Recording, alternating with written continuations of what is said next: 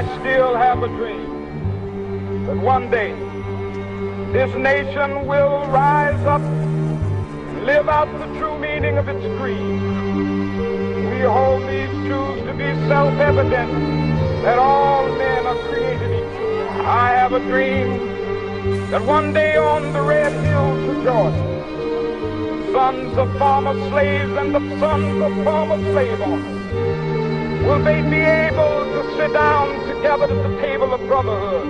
I have a dream today.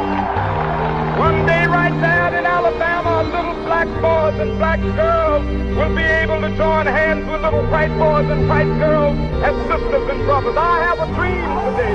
Chevrolet is honored to celebrate the unveiling of the Washington, D.C. Martin Luther King Jr. Memorial. Take your seat at the table on August 28th.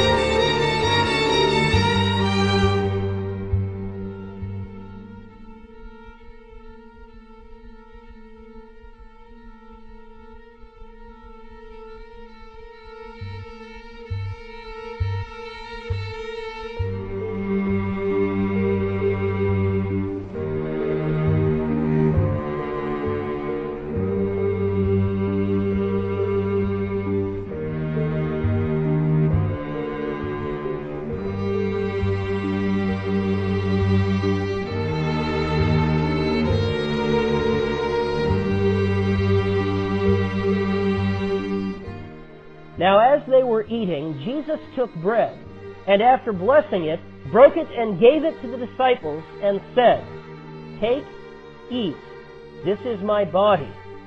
And he took a cup, and when he had given thanks, he gave it to them, saying, "Drink of it, all of you, for this is my blood of the covenant, which is poured out for many for the forgiveness of sins. I tell you, I will not drink again of this fruit of the vine until that day when I drink it new with you in my Father's kingdom."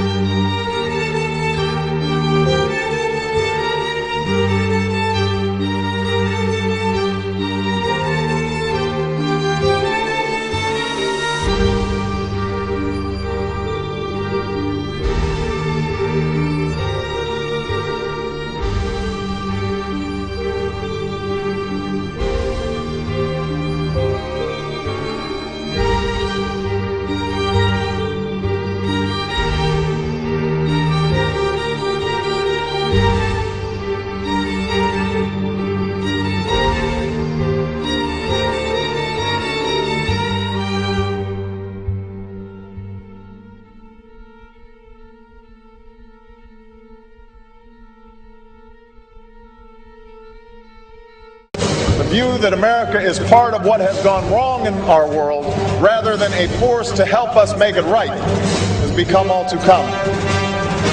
Yes, there have been differences between America and Europe. No doubt there will be differences in the future. But the burdens of global citizenship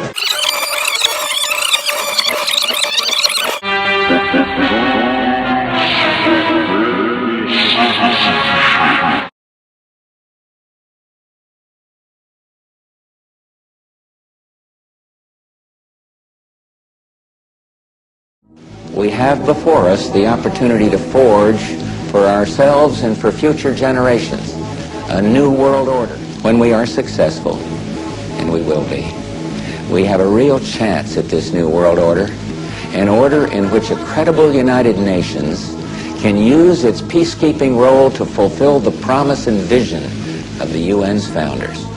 When we are successful, and we will be. When we are successful, and we will be.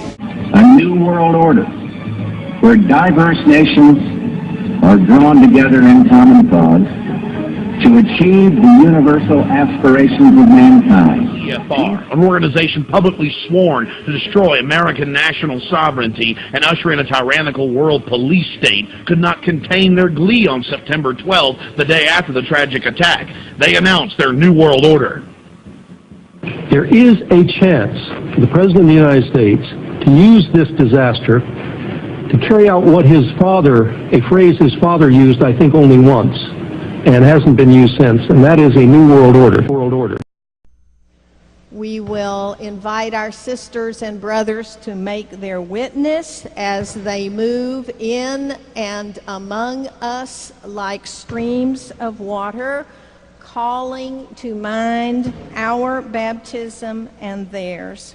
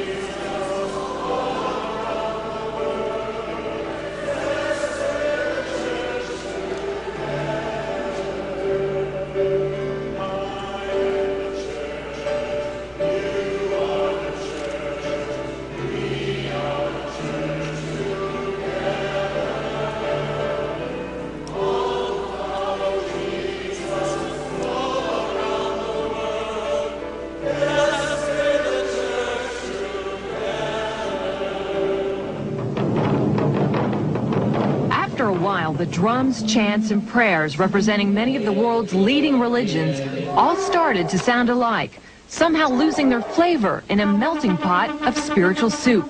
The first ever Millennium World Peace Summit of religious and spiritual leaders took place at the United Nations in August, and some believe it marked the first major step toward a movement to usher in a global spiritual body that may one day speak for all religions. Under Rome's leadership. In 1986, Pope John Paul II gathered in Assisi, Italy, the leaders of the world's major religions to pray for peace. There were snake worshippers, fire worshippers, spiritists, animists, Buddhists, Muslims, Hindus, North American witch doctors. I watched in astonishment as they walked to the microphone to pray. The Pope said they were all praying to the same God, and that their prayers were creating a spiritual energy that was bringing about a new climate for peace. John Paul II allowed his good friend the Dalai Lama to put the Buddha on the altar in St. Peter's Church in Assisi, and with his monks to have a Buddhist worship ceremony there while Shintoists chanted and rang their bells outside. The prophesied world religion is in the process of being formed before our eyes, and the Vatican is the headquarters